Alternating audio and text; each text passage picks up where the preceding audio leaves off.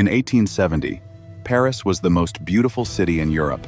Napoleon III had rebuilt it from scratch. Wide boulevards, grand facades, gas-lit parks. It was the capital of the world. It was also the capital of a regime running out of time. In Berlin, a man named Otto von Bismarck had spent his entire career building one thing: a united Germany under Prussian leadership. He needed one final piece: a war with France.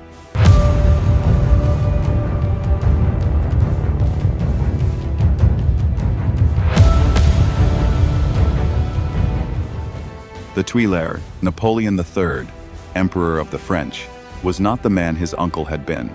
He was ill, indecisive, and surrounded by advisors who told him what he wanted to hear. The most dangerous combination in politics. The Spanish throne. In 1868, Spain's queen was overthrown. The new Spanish government needed a king. They offered the throne to Prince Leopold of Hohenzollern, a cousin of Prussia's king. Napoleon III read the name and felt the trap close around him. The diplomatic crisis France made its position clear. A Hohenzollern king in Spain was unacceptable. The threat of encirclement Prussia to the north, Hohenzollern to the south was too great. France demanded the candidacy be withdrawn. The strategic nightmare. The map made France's fear visible. A Prussian prince on the Spanish throne would mean France bordered by Prussian allies on two sides simultaneously. Napoleon III could not allow it. Leopold withdrew. France had won. And then France demanded more. Bad Ems. On the 13th of July, 1870, the French ambassador Count Benedetti intercepted the Prussian king, Wilhelm I, on his morning walk in Bad Ems. He demanded a written guarantee. Prussia would never again put a Hohenzollern forward for any throne. Wilhelm refused, politely. He then telegraphed Bismarck a summary of the meeting. He had no idea what Bismarck would do with it. The telegram arrives. The Ems Dispatch arrived in Berlin as Bismarck was dining with his generals. He read it. "This will do," he said. He took out his pen. The editing Bismarck edited the telegram. He cut the polite phrases. He removed the diplomatic softening. What had been a courteous exchange became, in his version, a mutual humiliation. This text, he wrote later, produced the effect of a red flag on the Gallic bull. The trap is set. That night, Bismarck released his version to the press. He gave France what it needed to go to war. He gave Germany what it needed to feel attacked. The edited telegram was published on July 14th, Bastille Day, the most patriotic day in the French calendar. The newspapers. By morning, every newspaper in France was carrying Bismarck's version. Not the real version, his version. The version designed to humiliate. The version designed to provoke. It worked perfectly. The Paris crowd. A crowd of 20,000 people filled the boulevards of Paris. They carried flags and sang patriotic songs. They demanded war. They got what they asked for. The vote. On July 15th, the French Parliament voted to mobilize the army. One man, Adolphe Thiers, rose to speak against it. He said, "You are not ready. This war is madness." The chamber drowned him out. His house was stoned that night. The Declaration. On the 19th of July, 1870, France officially declared war on Prussia. Napoleon III was not certain it was wise. His war minister was certain. Not a gaiter button would be found wanting, he said of the French army.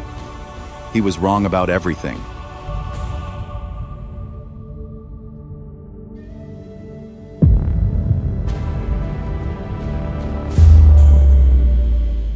The German mobilization was a masterpiece of modern logistics. Hundreds of troop trains ran on schedule. Within 18 days, 380,000 soldiers were on the French frontier. The French army was still looking for its maps. French chaos. The French mobilization was a disaster. Soldiers arrived at depots without units. Units arrived without supplies. Generals issued contradictory orders. One division received its equipment list, a list that included winter coats. It was the middle of summer.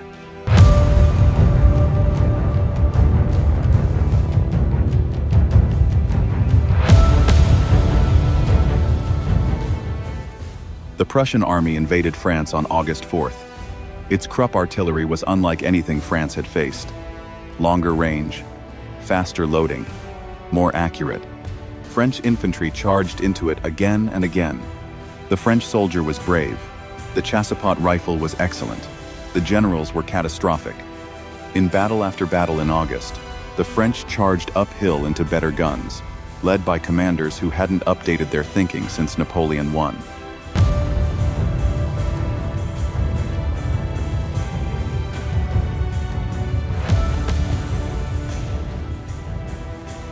"140,000 French soldiers were surrounded at Metz under Marshal Bazaine, France's best army trapped. Napoleon III formed a second army to rescue them. He led it himself. Into a Prussian trap, the French army of Chalons marched northeast toward Sedan to relieve Metz. Prussian commanders watched the march with disbelief, then with delight. They converged from 3 directions. The French army walked into the largest encirclement in the history of European warfare.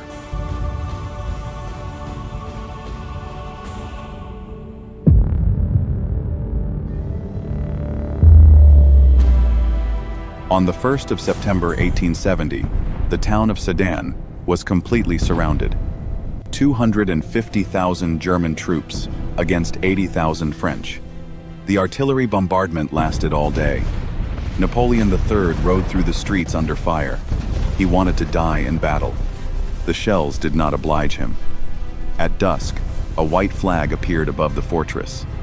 104,000 French soldiers surrendered. Napoleon III wrote a letter to the Prussian king. "Monsieur my brother, having been unable to die at the head of my troops, I lay my sword at your majesty's feet." The Second French Empire ended in a borrowed room. In a chateau no one remembers. Outside a town no one had heard of.